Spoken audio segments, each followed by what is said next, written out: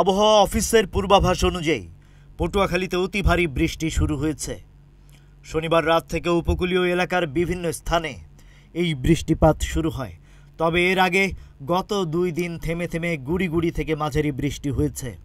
গত 24 ঘন্টায় জেলার কলাপাড়ায় 98.4 মিলিমিটার বৃষ্টিপাত রেকর্ড করেছে আবহাওয়া অফিস। রাতভর টানা বর্ষণে জনজীবনে ভোগান্তি নেমে এসেছে।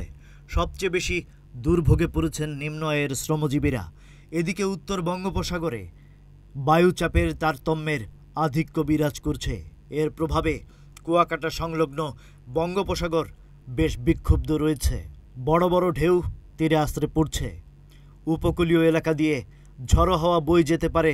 পটুয়াখালী জেলা আবহাওয়া অফিসের ভারপ্রাপ্ত কর্মকর্তা মাহবুবা সুখী বলেন, পায়রা সহ দেশের সব সমুদ্র বন্দরকে 3 নম্বর স্থানীয় সতর্ক সংকেত দেখিয়ে যেতে বলা হয়েছে।